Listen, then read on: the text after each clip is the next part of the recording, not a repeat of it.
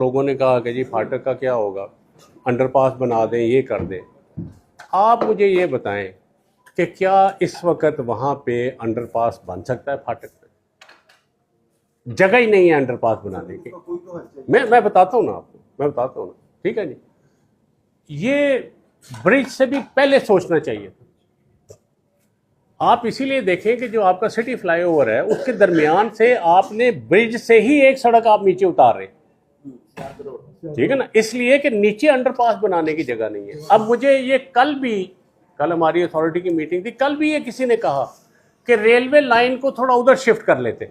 जगह बनाने के लिए, अंडरपास के लिए आपको एक लेंथ चाहिए ना जी। मतलब हमारे जो अंडरपासेस हैं, सिर्फ कॉरिडोर के अंडरपासेस हैं, इनकी एवरेज लेंथ 500 मीटर है।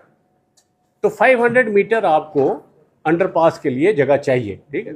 अब वहाँ पे 500 मीटर की जगह नहीं है। तो मुझे कल भी किसी ने कहा कि भाई रेलवे लाइन को अंदर शिफ्ट कर। अच्छा, अंदर शिफ्ट कर लेते तो और ज़्यादा एक्विजिशन होती। पहले तो सारी जो आबादी और बिजनेस है वो सारा। दूसरा, ये रेलवे लाइन है ना, ये को मतलब है बस की रोड नहीं है कि आपने इस तरह डाइवर्शन मार दी या इस तरह मोड़ बना दिया और इस तरह से चले गए। अब अगर ट्रेन को डाइवर्शन अंदर लेके जानी है ना, तो वो 2 किलोमीटर पीछे से लाइन उस साइड पे लानी पड़ेगी, उस तरह से करना पड़ेगा।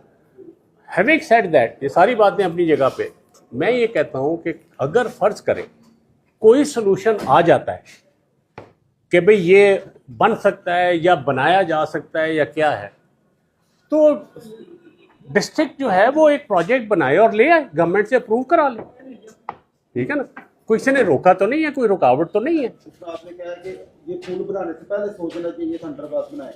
अब हल नहीं निकाला जाता, कल को कहा जाएगा कि ये बीआरटी बनाने से पहले सोचना चाहिए था कि यहाँ पर कुछ कर दिया जाता। नहीं, लेकिन मैं आपको बता रहा हूँ कि एग्जिस्टिंग कंडीशंस में वहाँ पे अंडरपास नहीं बन सकता।